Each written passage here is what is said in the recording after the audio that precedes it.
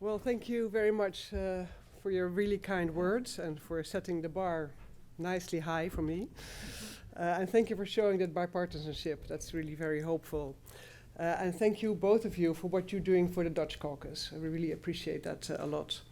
And thank you all for joining us here today at the 6th edition of the Anne Frank Awards, which is my first, indeed, as the new Dutch ambassador to the US. I also want to thank our Holland on the Hill partners. You can see their names on the banners at the other side for helping making this ceremonies possible. And I also would like to thank my team. They really did a wonderful job in putting this all together. There's so much hard work that goes into it, so thank you very much to the team. Of course, a special welcome to our honorees, Senator Cardin and Maxim Butkevich, who cannot be here today with us. So I welcome his father, Alexander. And Maxim, unfortunately, cannot be with us because he is unlawfully held in a Russian prison. So Alexander will accept the award will accept the award of his son. And you'll hear more about Maxime and Senator Cardin in a minute. But first, also, Alexander, thank you for coming all the way here. I mean, it's hard enough to travel, but to travel from a country that is under occupation, that is constantly being attacked, is even much, much harder. So again, thank you very much. And please know that without question, we will continue to support the brave people of Ukraine. We will continue to support as the Dutch government. And while that support is obviously unwavering, we also saw, it was referred to already by Katrina and Bill and Derek, on a new round of fighting in the Middle East. And that has captured the world's attention, also our attention. And we're shocked, obviously, by the unprecedented attack on Israel and the escalation of violence that followed. And our thoughts are with the victims, Israeli and Palestinian alike. The atrocities around the world remind us that the battle against hate is not over, it's far from over. And it underscores the importance of ceremonies like these, so that we never forget what we're fighting against, and we never forget what we're fighting for.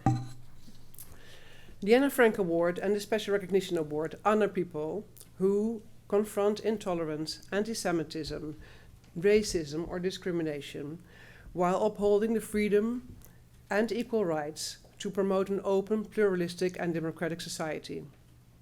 It's part of our Holland on the Hill program, which is an ongoing effort to strengthen the ties economically, politically, culturally between our two nations. And this Anne Frank Award fits very well with this theme, because both our nations put a lot of attention and give a lot of attention to peace and security and human rights. And our first ceremony was in 2014, nearly 10 years ago, and we've got banners around the room where you can see all those people who received the awards before today, Senator Cardin.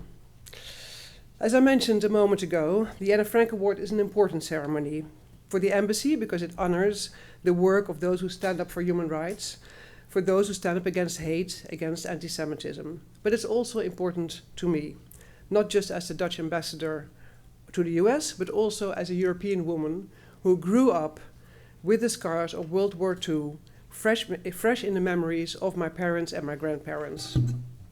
And I remember reading the diary of Anne Frank as a schoolgirl, and I was struck by the authenticity of her words, the unvanished look at her daily struggles in hiding, although she always remained optimistic. And through her writing, Anne Frank created countless of quotable phrases, but there's one that has always stuck to my mind after first reading it, and it said, "Paper has more patience than people." And she enjoyed writing in her diary because it was giving her freedom to write whatever she wanted. Nobody judged her on her actions, on her thoughts, on her feelings, on her optimism. The paper just recorded her thoughts.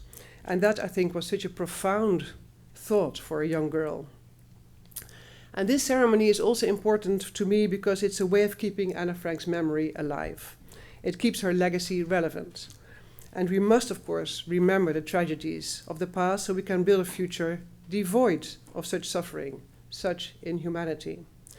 So we must find ways to remember it through ceremonies such as this and in the private moments of our lives. I remember when I graduated from the university, I received a lot of flowers, which was very kind, a nice gesture of my family and my friends. But I wanted to honor someone else. I wanted to honor the life of a young girl who didn't have the chance to attend university. And I know if she had had the chance, she would have done so much better than I did with her talent. So I took the flowers, we went with the family and friends and a whole bunch of flowers to the Anne Frank statue in Utrecht and placed them at her feet. And we remembered together her life, the occupation that led to her imprisonment, and ultimately her death, her sacrifice. But just as important, I remembered, and I still remember, the impact she had and continues to have on the world. We must nurture her memory, so her legacy continues to grow, much like the chestnut tree that she saw out of her window while hiding in Amsterdam. And during the 2 years that Anne Frank hid with her family in the secret annex, nature and her longing for freedom played an ever greater role. Through a window in the attic, there was only one window which was not blacked out, and Anne could see the sky, the birds, and the chestnut tree. And she wrote about 3 times about that tree in her diary. And the last time was on May 13, 1944. And she wrote, "Our chestnut tree is in full bloom. It's covered with leaves, and it's even more beautiful than last year," unquote. A sapling from that very tree was planted on the grounds of the US Capitol nearly 10 years ago.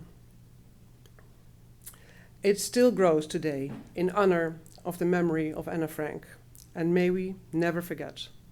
Thank you very much for joining us today.